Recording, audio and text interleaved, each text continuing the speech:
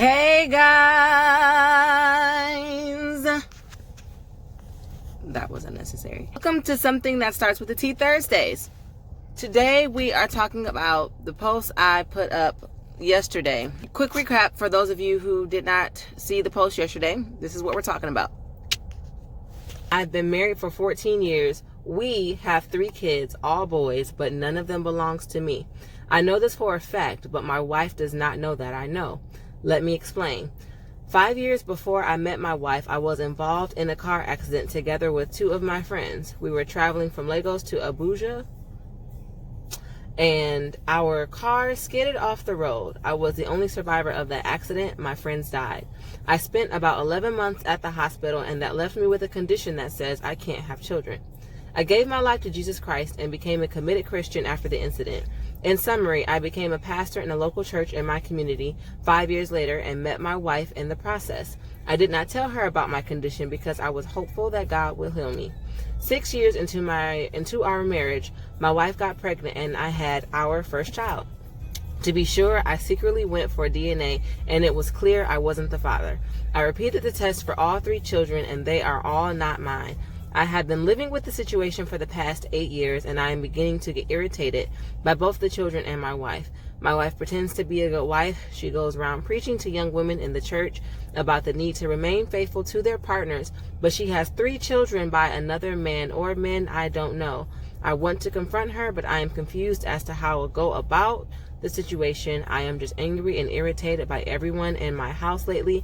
I feel like a total stranger in my own home.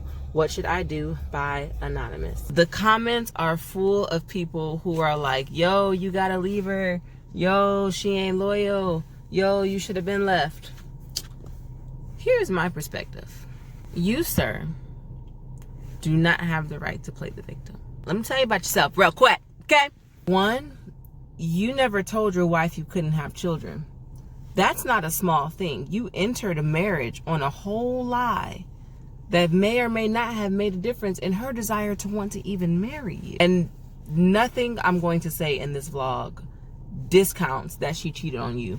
That was wrong. We already know that. That's not a secret. That's not a lie. What we're not going to discount is the fact that you, 5 years before you even met her, knew you couldn't have kids. You decided that there was going to be a person in your life that you said I do too. And you're like, oh, I didn't want to tell her because I was believing that Jesus was going to heal me. No, y'all need to believe that Jesus is going to heal you. That's a faith walk you take together with your spouse. That's not a decision that you selfishly make by yourself of, I'm going to make this woman deal with this because I'm just going to believe. Faith is great. Faith is wonderful, but that's selfish. You needed to have told her. You can't Shanghai her into this kidless marriage. And not to say I couldn't believe with you that you can't have kids. I'm all for healing. I'm all for prayer and faith. I believe in it. I agree with it. But what I will tell you is that that is your wife. And that is something that you don't get to not tell her. But what we're not going to do, sir, what we're not going to do is pretend that you're a victim, because you're not. Because you lied by omitting the truth. Kids, that was something that you guys should have faced and prayed through and believed through together. Because marriage is not I'm going to believe. Marriage is we are going to believe. Marriage is we are dealing with this. You knew before you brought her to that altar and promised to be honest to her that you couldn't have kids.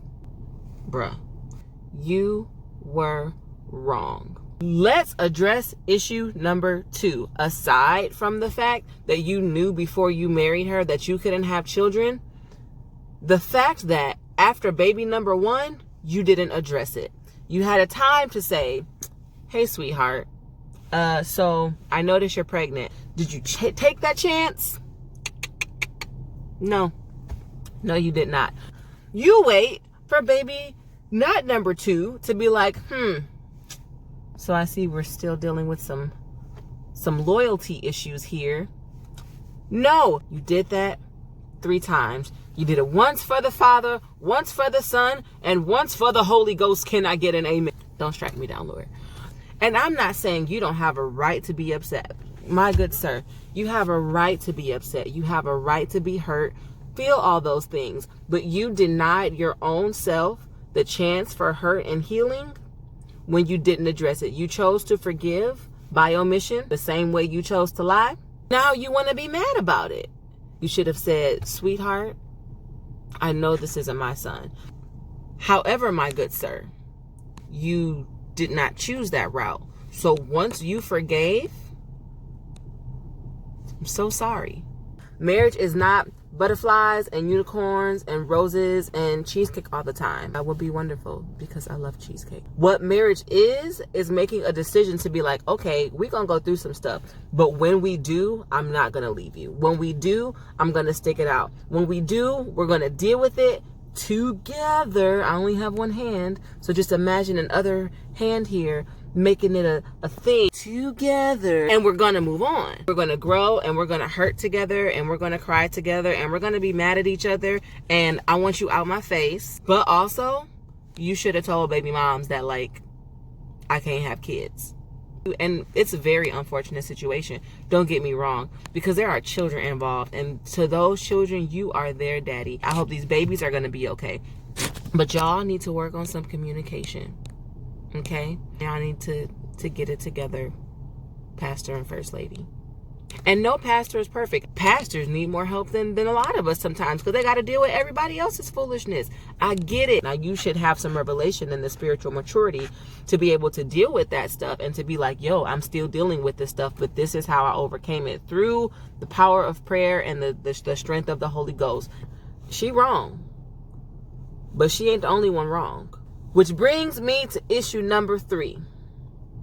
Let me find out somebody done took my baby to go get a DNA test behind my back.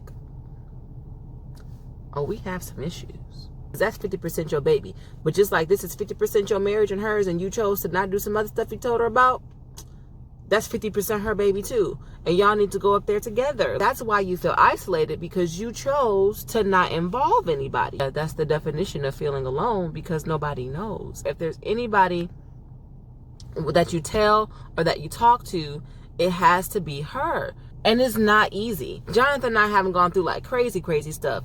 But marriage will bring some challenges to your relationship and to your faith. Understand that if there is anybody, even when it's hard, even when you don't want to, even when you don't feel like it, you don't know how they're going to take it, that's cool. You have to talk to them about that stuff, because if it doesn't go addressed, you build up resent, you build up isolation, and then you have all these feelings harbored toward this person. Oh, that's your husband or wife. You have an obligation, you have a responsibility to be honest about the things it's hard to be honest about, to be upfront about the things that you're dealing with, because if they have to deal with that, they live with your little stank behind. You change so much when you're married. You have to figure out how to change, to like not change, but how to adapt to this person while you're still figuring out your own stuff. It's not always easy. What's gonna make it harder is you having to figure that out by yourself, and then to like look at the person and be like, oh, they don't even know me. That's not always their fault. Man, you need to speak up.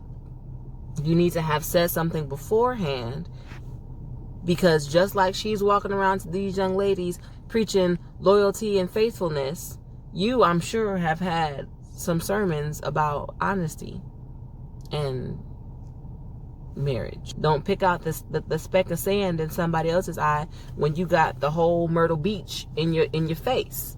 Like, I'm not gonna jump on the you need to leave her train, because she may have known this y'all may just be waiting to see who gonna die with their lie.